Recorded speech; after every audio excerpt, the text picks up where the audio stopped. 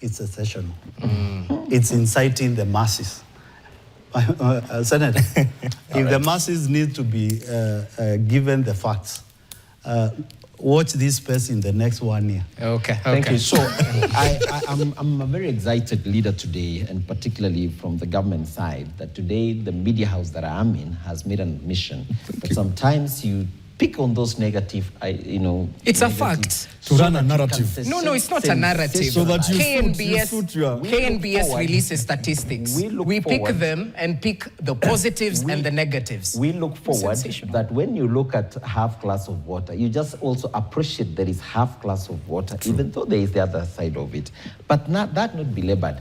I want to respond to one or two items that have been mentioned by Honorable Mule. One, he did mention some leaders in the past that were presidents of our country. And I actually belabored myself to do some analysis. And I saw one of my colleagues also in his social media page that actually did some analysis that between 2002 and 2005, between 2013 and 2016, and between 2022 and 2025, when you look at those facts, the growth of the economy at that time was about $7 billion in 2002 to 2005. What was the debt?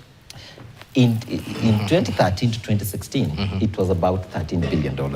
And when it came to our time, we are doing about $18 billion. And as we stretch and expanding the economy and growing our country, it will get to a point where we are going to actually combine all those two leaders and put them together. Probably even by the time we are doing 2032, we'll have tripled. Whether you want to talk about debt, one thing I want you to know also, Jesse, is that Kenyans say they don't want to be taxed. So we have to create creative leadership in our country, led by President William Ruto, to be able to unlock several key projects that will expand the economy of our country. That is why we came up with the infrastructure fund, something that was, beyond imagination that it would happen in our time. That is the reason why the roads, like in my own constituency, a road that had been stalled for 23 years, very critical link road, called Himaki to Nandi Hills. Kibaki was not able to repair it. Uhuru Kenyatta, despite the fact that road was not passable, it is in William Ruto's regime that happened. So is all the many roads across the country. Okay. How did this happen? Because of re-engineering of our minds and the thought process as such. So I wanted to also inform Honorable Mule. As I said, we have a lot of respect for him. He's a great debater in Parliament, and we honor him. And every time he speaks, we have to listen to him keenly. But when I've heard him say that 93 shillings have been sent to schools for the capitation, first of all, appreciate that the government of William Ruto does their thing right on time. The same way it does even to the counties. We meet our obligations. Even not on time. Not on time. International That's not a fact. Look here. Not on time. Jesse, we've just opened schools, isn't it? True. And the schools have created their capitation. This has happened, and we released it. That's on time. Is that not on time? Last time, what happened last time? It tells you this is a government that tries all that they can within our power to meet. Please, let him finish. I know it's burning, okay, but I'm delivering it clear that the leadership of Kenya Kwanza and President William Ruto is apt. Okay, two things. Timely disbursement, I'll throw a spanner in the works. It's not true. We've seen counties almost shutting down. They haven't, but they almost did due to late disbursement. Capitation, it's out there in the public gallery that at times it delays. Yes, so when you're talking about the counties, let me also have a rebuttal. Yes. In the other regime that was before President William Ruto, all of them used to have their funds sometimes not disbursed, flowing to the next. Okay. All right? But in William Samoei Ruto's regime, all the counties, first of all, we've been able to increase their capitation, first of all, that we give them, right? Way beyond the threshold that has been set. And two, there is no balance. Hold it there. We move from three. No, let me, because I'm in the Senate. You understand? This is my business. It's my cup of tea. We moved from 385 billion. That's very important. Then I'll allow you to speak. 385 billion to now 420. Correct. Under William Ruto. Correct. I have nothing else to say. It's fact. No, I don't disagree. But what I disagree with as you come in, Mule, is as media, we report both positives and negatives. Case in point, we report when there's an increment in disbursement to counties. But we'll equally report when there's a late disbursement. That doesn't make us sensationalist. And I can tell you, we'll push it to 500. And we'll report it about it. I can tell you. Thank you, Jesse. And My brothers owed your houses. Why? Because look at it. And this is a true story. They have dispersed 93 shillings of capitation. What time are we in? We are ending to the end of the financial year. If there's any balance, it will never be sent. You cannot call the teachers. We have backlog of payments of capitation which has never been sent. So what they do is that they smear some oil when we are almost closing. And I've heard Kitui say that we need to encourage Kenyans to pay taxes. And just the other day, we saw the Auditor General putting his own party, which is in power, UDA, not remitting taxes of their own staff. That is the mentality of this government. They want us to pay taxes, but within themselves, they don't want to do the right thing. Okay, let me leave that. Yeah. It is important to tell Senator that the increment to the counties is not a favor. It is a reality, and it is incremental as we go forward. As we increase the income of Kenyans, we expect to send more money to the counties. The only problem I have today is that senators and the Senate House are unable to unearth the corruption and misuse of funds at the county level. And what has happened is that they have allowed the governors to become small kings within their counties. And have they really, sir? Because we've seen the CPIC, the committees really put the governors to task. You see, what we see, I believe, can be almost a theater of drama. The reality of the matter, what is happening in the counties, if we are serious enough, Kitui, we'll have saved this country quite substantial amount of money. The thing is this, and I said I'll give some tip of ice as we go forward. Proceed. To rescue this country, the rule of law, governance, and accountability will be a priority for us immediately we take up government. Why?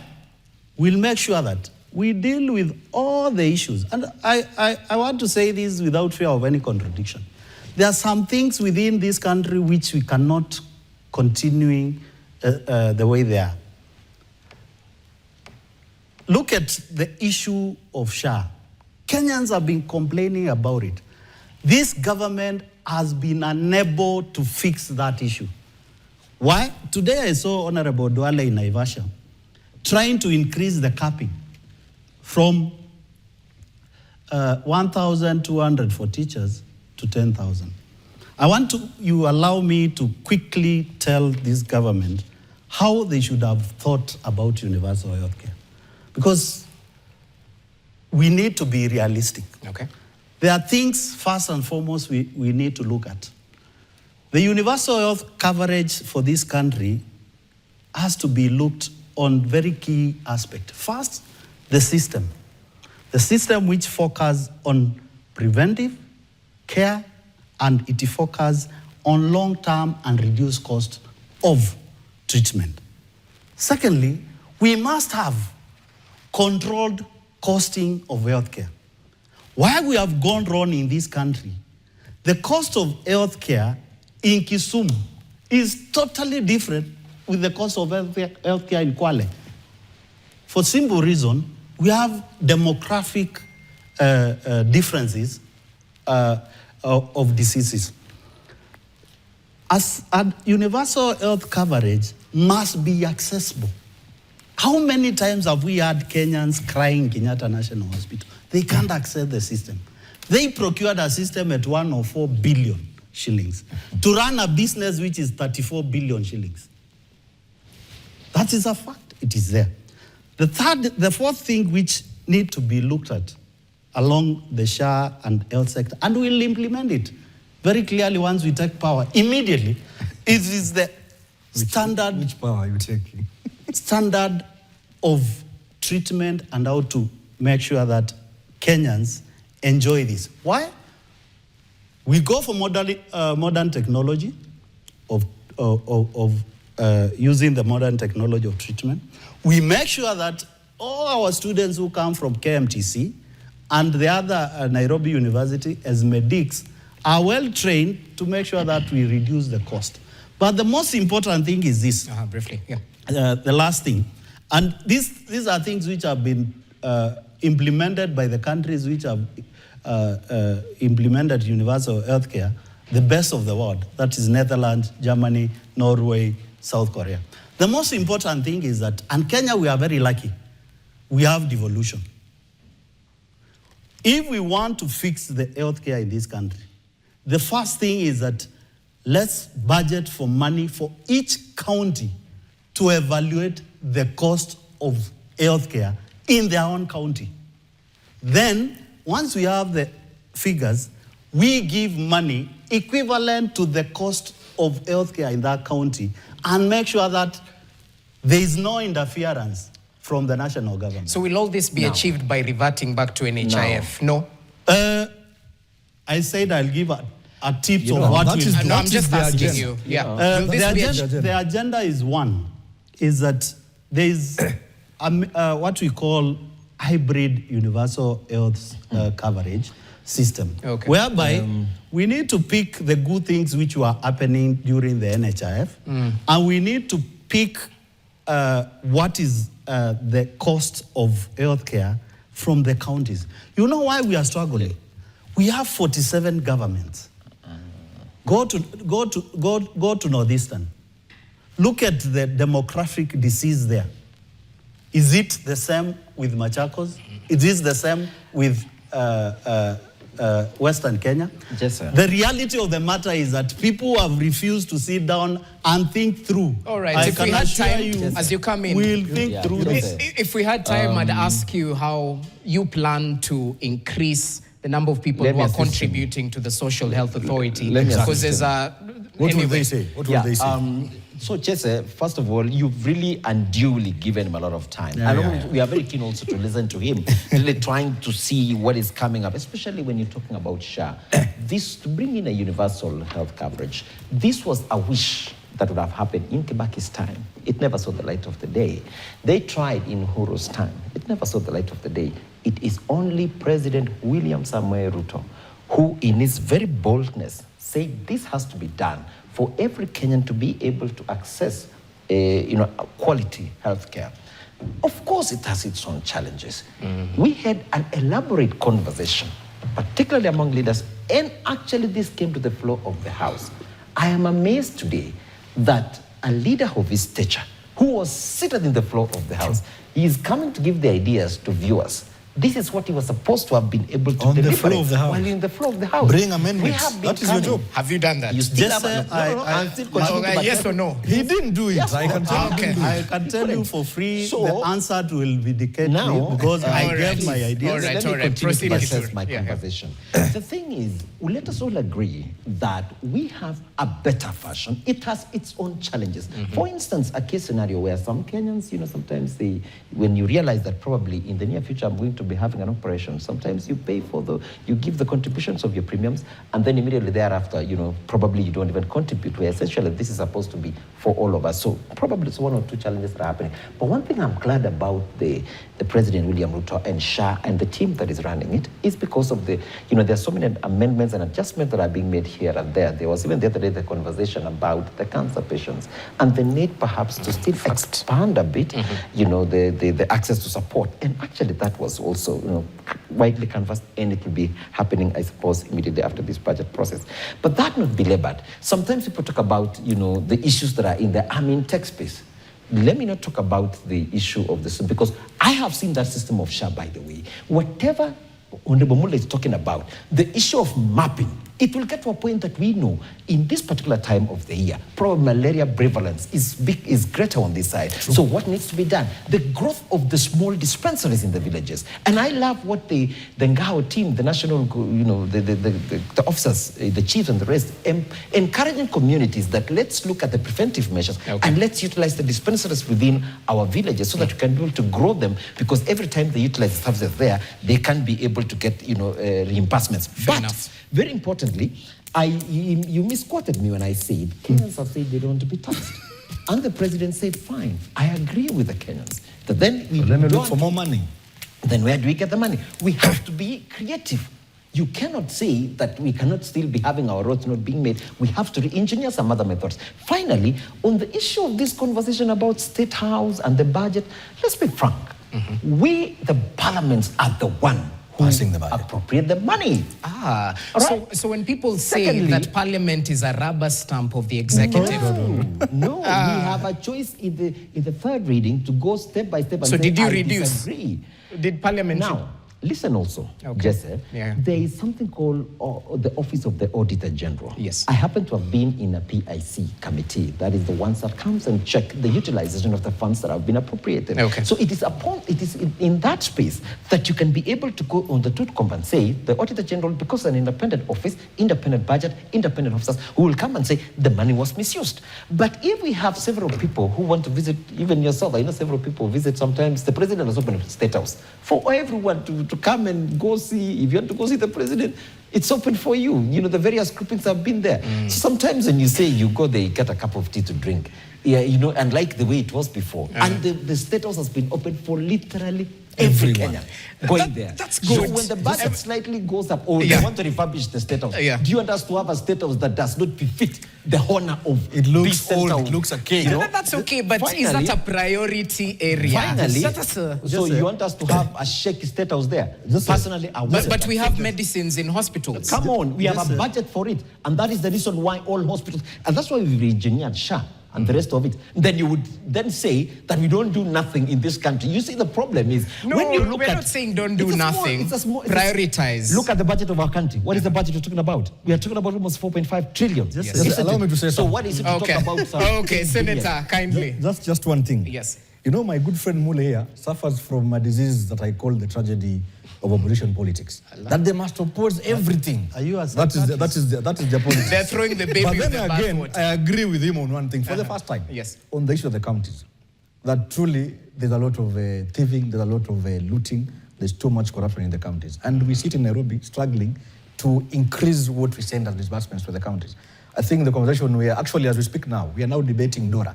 It's a crucial bill that we're debating now so that we release monies to the counties. We wanted 454 billion, it didn't happen, we got 424 billion. But when it gets to the counties, our governors somewhat misappropriated. And it is not right to say senators are not doing anything about it. I sit in CIPIC. CIPIC, we have partners. EACC sits with us, the OAG sits with us there, even DCI sometimes they sit with us there. So we make recommendations and proposals. Then the rest of the state agencies will have to do their work. It's not about the Senate to say, go arrest a governor for Machakos, for instance. But we know there are governors who are looting the money that we're sending to the counties. And I want to tell them their days are numbered now. I think the other day you saw a standoff between the COG and the Senate. And for good reasons, of course, they have their own reasons. I'm happy we've resolved the stalemate. Now they are willing to come back to the Senate and account for the funds. It's about accountability. What Chimera sends to Kwale must be accounted for. True. What Senator Otsotsi sends to Vihiga must be accounted for. To the shilling. And that's what we are saying, governors, this time around. Whatever we'll send down to the counties must be accounted in each and every shilling. Accountability. And I can tell you for a fact, the Senate this time around will make sure it's done. Interesting. We need to finalize on matters to do with the economy. A minute, please, because there are other issues. Thank you, Jesse. And I want to say that if we can deal with the issue of what senators raised, just the issue of making sure that accountability, transparency, and value for money at the counties will save this country enormous money, which will be able to give us enough money for free primary and secondary education. I saw the president telling the people of Nyamira that he is going to Italy to borrow 1 billion shillings for their hospital, 1 billion shillings to borrow from Italy, when State House has 13, 14 billion to spend on tea. Where are the priorities here? And I want to tell them here openly, because they have been looking for the cards. In our alternative government, some of those lecturers will not be seen. We'll have to give value for money for Kenyans. Okay. And I know it will be a bitter truth to some of the people who have made it an habit to make sure that they go and just take tea in State House and walk with their pocket well oiled. It will end. That will end, it will. As much as you are saying State House is free, we agree State House is free for every Kenyan to go. But it's not a State House to go and loot. Because what is happening, those who are going to State House is to loot for what should be sent to the primary school for capitation. Loot how? Loot through the budget of tea? I told you, they get opposition politics. It's not a tragedy. I'll prescribe for you medicine. They get their transport, they get their tea, they get whatever they get. Yeah. We know. All right. We have been in this country. And the reason I was speaking about priorities, Bwana Kitui, because at the end of the day, you hear IEBC says they have a budget deficit of 22 billion. Wouldn't we have used that money a little bit more prudently? Talk to us about their missed targets as well. Today they mentioned they failed to meet their target of, let me look at the numbers, of 2.5 million voters, and they missed it by 154,524. So they listed roughly 2.345 million Kenyans between March 30th and April 28th. Yeah. I think that was what IEBC has done is incredible. I think we should have been able to get the statistics of how it was in the previous times when they've been able to run such events like this in the previous regimes. Mm-hmm. But that brings me now to what you mentioned that the president spoke. I am of that dialect. I belong to that community. Since you're speaking about it, let's play the clips for our viewers. We try to translate. You'll tell us if it's fact or fiction. Yes. Perhaps you're being sensational. I joke. Anyway, President William Ruto was in Bomet County during the burial of the father to the CS for Transport, Davis Chirchir. He talked to his Rift Valley region. He's a president, he has a national outlook, but he hails from this particular region. And he spoke on key issues, including matters to do with voter registration and ID uptake. Let's just listen in. Ongenole matatia, wase? Ongenole matatia angolali kutit eng egortaneteni nemibigalage.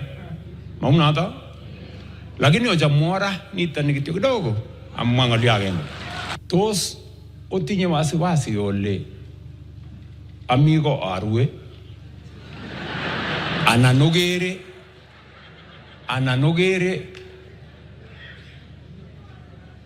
chemarget na otinye ananogere panda na wendi orachi emet ogere anamogere tatinye makosa ndakolechi no in arajiji angakiliki kotuveringo yo mamenokto magiro magi okase ketinye kibando chebo kutit amajo waswanita pik kitinye biikab kutit milionit agenge ak 800,000 chetinye kibandet amawa kocheng kurayat. Kitinye biikab kutit nusu million chekikoit 18 years amawa kocheng kibandet. Kitinye biikab kutit nguno million 2. Awendi nguno akutungoti asomsei asomecho nyawe komasiba akutungi asom June eba akutungi June asom June amu lazima arach kochanga kubik chikenda ngony mi biikab kutit chemi akotuyoni ra amaba kubir kura si okono kasit neteulia kolin akutungot anyalilat asomsei chebo biik alak akomi chebo kaa. Abana. Mabaiman ngale jata. Okay, Kitui. I think in summary, the president was saying that, first of all, I never speak mother tongue because I'm a national leader. But he said, I ask you, kindly allow me to just speak this one today. And he said that I don't sleep in State House. I go around uniting the country. And as I go around, I also am seeking the vote for 2027. And he said that I'm a bit dismayed that about 1.8 million of that community there they have the IDs and they've not taken the voter's card. And there are 500,000 who have IDs and who don't have IDs and they are eligible to. So the question is, he is simply rallying the same way we are rallying everybody else to just have your voter's card. Where's the please save me coming from?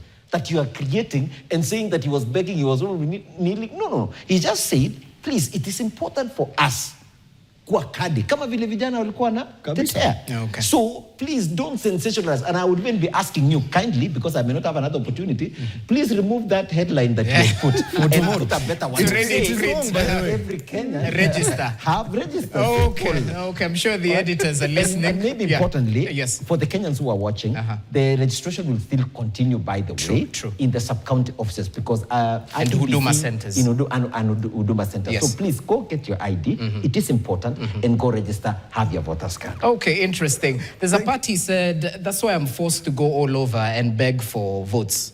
So that's true, yeah? No, yes, he said that. Okay. You did mention that. Yeah, that's okay. Yeah. As Mule, as you come in. As a rallying call. As a rallying call. Yeah. That's okay. 2 minutes.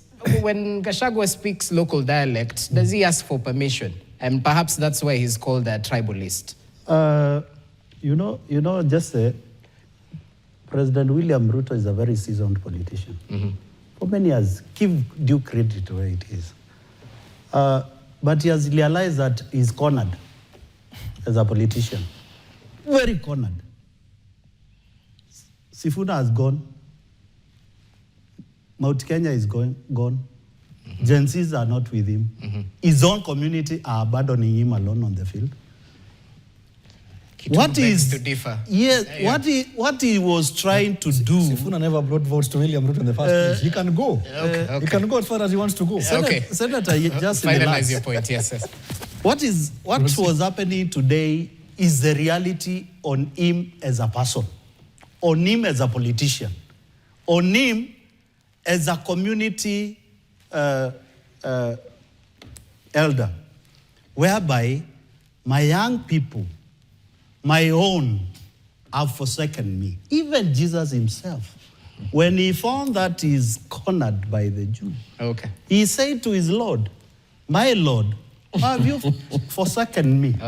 Today, Ruto realized that he has been cornered and he is pleading with people, why have you forsaken me? And that is the reality. The guy is in a very tight political corner, which I can tell you for free, he can't get himself out until he's heading home 2027. Interesting. Chimera, as you come in and perhaps add to what has been said, the impact of the youth vote in the 2027 general election. Some say the election will be issue-based because this is what the youth want. Others say, hey, you train an old dog new tricks, it might just not happen. People are used to voting perhaps based on regions, balkanization, and whatnot. As a youthful leader, what say you about this, the power of the youth vote and how it might sway the election? I think first and foremost, I must appreciate the fact that the youth have come out strongly to demand to be on the table.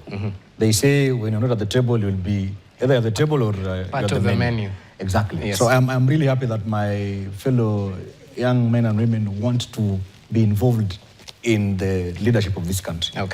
And I am sure as we progress, the politics of Kenya will be issue-based politics. And that's why when the president goes ahead and says, you will be elected on the basis of your track record. Those are issues that you've done so that Kenyans can see for the first time that Chimera stood for ABCD, he did ABCD, and he must be elected. Otherwise, this business of sloganeering and doing political, terms here and there is not in the space anymore. And I want to ask, because these guys will tell you that the young men don't vote. And this is our chance, 2027, the young men and women of this country must be heard. They must have a chance to express themselves on the ballot so that they get proper, sane leadership in this country. Okay. That Fair is enough. inclusivity and fully participatory. Interesting. Gentlemen, that's all the time we had, or you had a burning issue? No. It's just that same way that Chimera said, yes, for the Kenyan people, let's take it here that the next leaders who will be seeking political seats must purely be based on an agenda. Not sloganeering, yes, as has been said. It's purely an agenda. And that even cascades to our positions, MCA, MP, and senators. And for me as an MP, it is my track record because I'm in that position. And those who want to come and vie against me then must give an alternative. All right. Well, development track record will speak for itself, if I can quote the president. Asanteni sana. 10 seconds. 10 seconds. Yes. I just want to call upon the young people in this country and the country in general. As we head to the general election next year, kindly let's maintain peace. We don't have any other country to go to. Yes. We don't have any other land to be in. Kenya is our land. Whatever the outcome of the results will be, we'll still be Kenyans. Okay. And I will want to urge my colleague politicians and anybody else who is trying to bring the Goonism in this country, please, you must stop this. Because tomorrow, you'll not be in charge and control these guns. And we cannot afford to fall the country back into the hands of the guns. Asante sana. Well, it's important to mention that, bearing in mind the instances of political intolerance and violence we've seen in the country. Gentlemen, I think there's been friendly fire, but at the end of the day, I think we gave value to our audience back at home. Asanteni sana. Bernard Kitur, Member of Parliament representing Nandi Hills constituency, equally the chairperson of the Constitutional Implementation and Oversight Committee at the National Assembly. Thanks for your time. We'll be calling you again. Okay, equally joined by seasoned legislator Stephen Mule, Member of Parliament, Matungulu constituency. Thank you so much for your time. Looking forward to other discussions. And Raphael Chimera, the youthful senator from Kwale County, nominated through the UDA party, representing youth and marginalized groups. Thanks for your time, gentlemen. Happy to be back. Asante. Fruitful discussion there. And that's how we wrap up tonight's edition of KTN Prime. Thank you so much for watching. Hope you are adequately informed. I'm Jesse Rogers. Remember, tomorrow during Labor Day celebrations, KTN will be airing the proceedings live. Do make sure you tune in and find out the latest in terms of the plight of the laborers in the country. Good evening.